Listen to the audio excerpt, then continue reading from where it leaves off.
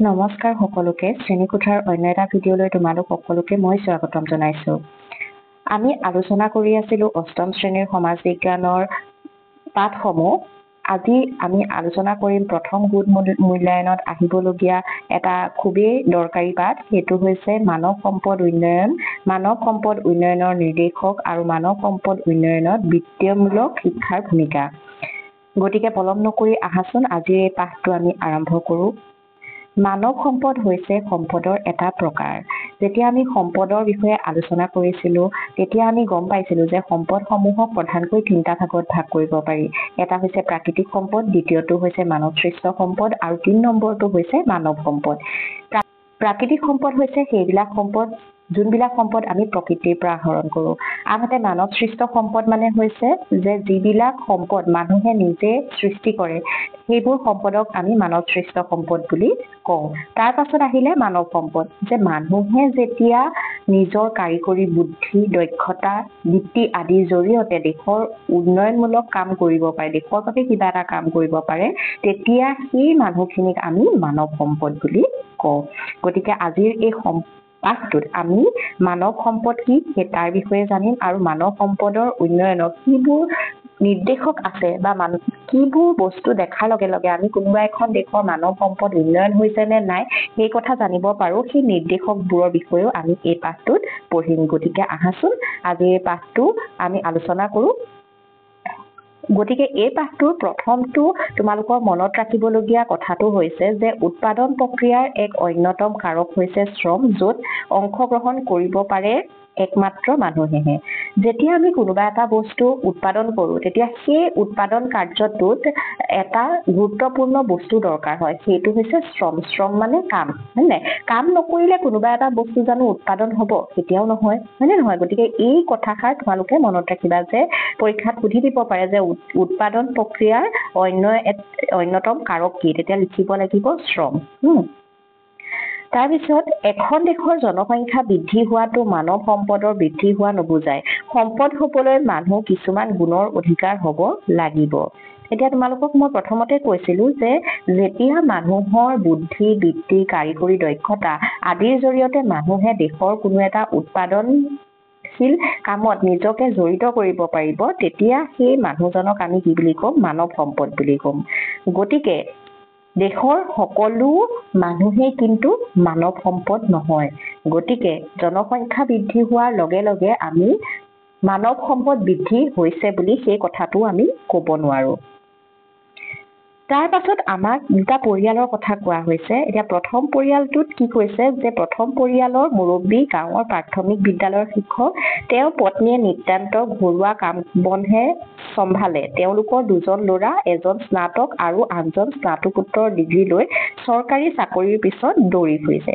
গতিকে প্ৰথম পৰিয়ালটোত কি হ'ল যে প্ৰথম পৰিয়ালত 4জন মানুহ আছিলে। তাৰে দেউতাকজন হৈছে এজন বিদ্যালয়ৰ শিক্ষক আৰু তেওঁৰ পত্নী ঘৰত নিতান্ত যোনখিনি ঘৰুৱা কাম সেইখিনি কাম কৰে। আৰু তেওঁলোকৰ দুজন ল'ৰা, তেওঁলোকে উচ্চ শিক্ষিত আৰু তেওঁলোক স্নাতক আৰু স্নাতকোত্তৰ ডিগ্ৰী লৈ পেলাই কিন্তু তেওঁলোকে চাকৰিৰ সন্ধানতহে আছে। তেওঁলোকে কিন্তু চাকৰি পোৱা নাই বা কৰা নাই বা বেলেগ কামতো নিজকে নিয়োজিত কৰা নাই।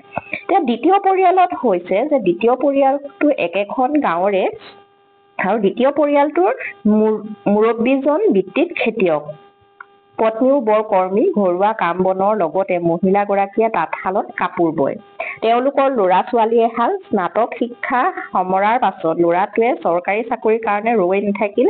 দেউতাকৰ কথা মতে ল'ৰাটোৱে কাৰিকৰী প্ৰশিক্ষণ লোৱাৰ উদ্দেশ্যে চহৰলৈ গ'ল। এবছৰৰ পিছত প্ৰশিক্ষণ সমাপ্ত কৰি বেচৰকাৰী সংস্থা এটাত চাকৰি লাভ কৰে। ল'ৰাজনৰ নিখুঁত কামৰ নমুনা দেখি অতি কম সময়ৰ ভিতৰতে পদোন্নতি হয়। এতিয়া তেওঁ মাহেকত ভাল টকা উপাৰ্জন কৰে। পৰিয়ালৰ ছোৱালীজনীৰ সোঁ ভৰিখন অলপ চুটি, কিন্তু শাৰীৰিক বাধা নেওচি ছোৱালীজনীয়ে স্নাতক শিক্ষা শেষ কৰি চহৰলৈ গৈ ছমহীয়া বিউটিচিয়ানৰ প্ৰশিক্ষণ লৈ আহি গাঁৱতে এখন বিউটি পাৰ্লাৰ খুলিলে। এতিয়া দ্বিতীয় পৰিয়ালটোৱে কি কৰিছে যে দ্বিতীয় পৰিয়ালৰ কিন্তু কোনো এজন ব্যক্তিয়ে চৰকাৰী চাকৰি নকৰে।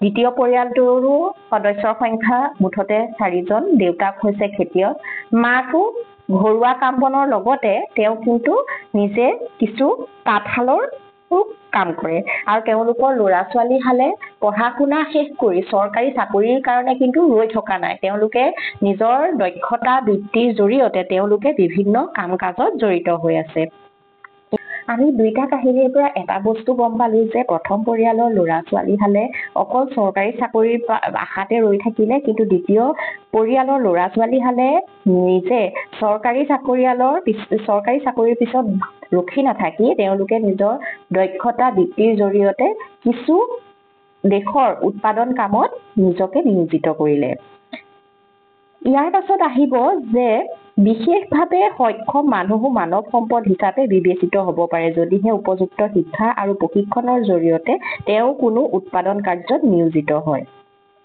আমি যেতিয়া দ্বিতীয় পৰিয়ালটোৰ কথা পাইছিলো তেতিয়া আমি এটা কথা গম পাইছিলো যে দ্বিতীয় পৰিয়ালৰ ছোৱালীজনীৰ ভৰিখন অলপমান চুটি কিন্তু ইয়াৰ সত্ত্বেও কিন্তু তেওঁ নিজকে বাধাগ্ৰস্ত হিচাপে স্বীকৃতি নিদি তেওঁ কিন্তু দেশৰ উৎপাদন কামত নিজকে নিয়োজিত কৰিলে গতিকে ইয়াৰ পৰা আমি গম পালো যে বাধাগ্ৰস্ত মানুহো কিন্তু মানৱ সম্পদ হ'ব পাৰে গতিকে এই কথাখিনি মনত ৰাখিবা কেতিয়াবা পৰীক্ষাত সুধি দিব পাৰে যে বাধাগ্ৰস্ত লোকসকল মানৱ সম্পদ হিচাপে বিবেচিত হয় নে নহয় তেতিয়া তোমালোকে লিখিব লাগিব যে হয় তাৰ পাছত আহিব পৰা প্ৰশ্নটো হৈছে যে দেশৰ উৎপাদন কাৰ্যৰ মূল চাৰিটা উপাদান কি কি তেতিয়া হ'ব লিখিব লাগিব ভূমি শ্ৰম মূলধন আৰু সংগঠন তাৰ পাছত ভাৰতৰ মুঠ জনসংখ্যা কিমান এটা লিখিব লাগিব যে ভাৰতৰ মুঠ জনসংখ্যা 121 কোটি 1,93,422 জন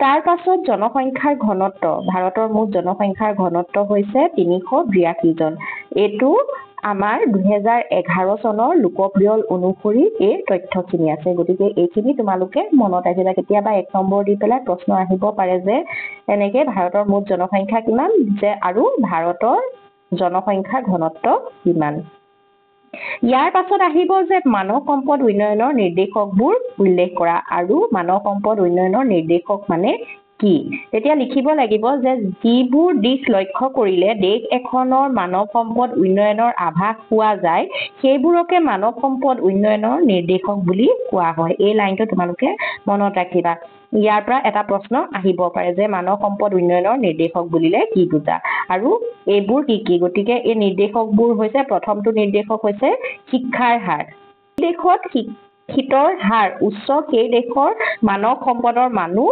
উন্নত গতিকে এটা প্ৰশ্ন আহিব পাৰে যে যি দেশত শিক্ষিত হাৰ উচ্চ সেই দেশৰ মানৱ সম্পদৰ মান উচ্চ নে নিম্ন তেতিয়া লিখিব লাগিব উচ্চ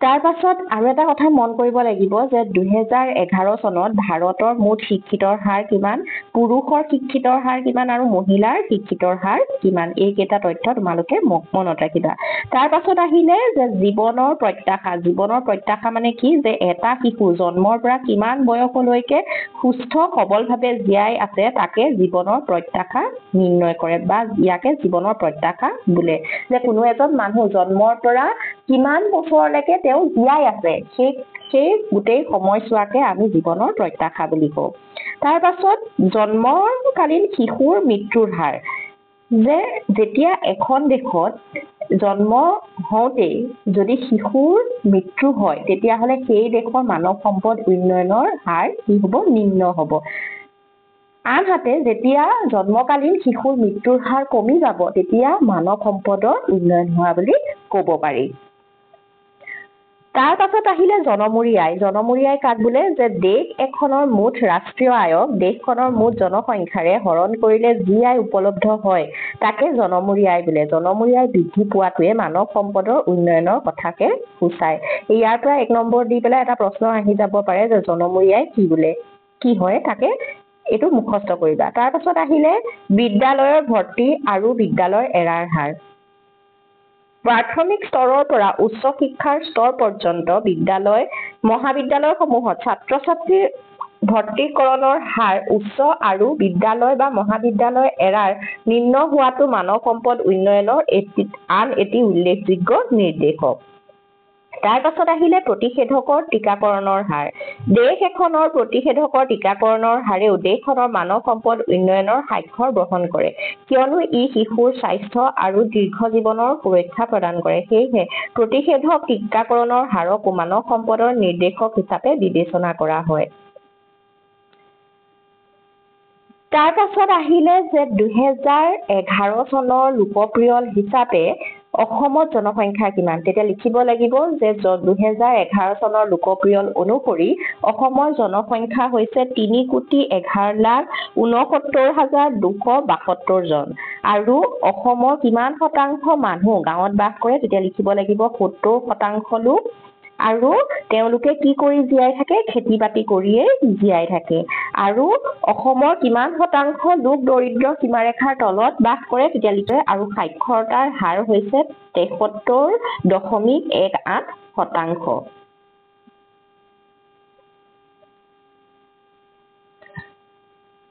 তাৰ পাছত আহিব যে বৃত্তিমূলক শিক্ষা কাক বোলে আনুষ্ঠানিক শিক্ষাৰ উপৰি যি শিক্ষাৰ দ্বাৰা উপাৰ্জনৰ পথ মুকলি হয় তাকে বৃত্তিমূলক শিক্ষা বোলে তাৰ পিছত আৰু এটা প্ৰশ্ন আহিব পাৰে যে ভাৰতৰ ৰাষ্ট্ৰীয় নীতি কিমান চনত গ্ৰহণ কৰা হৈছিল তেতিয়া লিখিব লাগিব যে ভাৰতীয় ৰাষ্ট্ৰীয় নীতি 2020ত গ্ৰহণ কৰা হৈছিল আৰু ইয়াৰ এটা বস্তুৰ ওপৰত গুৰুত্ব দিয়া হৈছিল সেইটো হৈছে বৃত্তিমূলক শিক্ষাৰ প্ৰসাৰ আৰু প্ৰচাৰ এই কথাখিনি তোমালোকে মনত ৰাখিবা গতিকে আজিৰ এই পাঠটো ইমানেই আছিল তোমালোকে যদি পঢ়ি ভাল পাইছা তেতিয়া হলে লাইক কমেন্ট আৰু শেয়াৰ কৰিবা লগতে আমাৰ চেনেল শ্ৰেণীকোঠা সাবস্ক্ৰাইব কৰি থবা গতিকে আজিলৈ ইমানতে সমাপ্ত কৰিছো আজিলৈ আহো ধন্যবাদ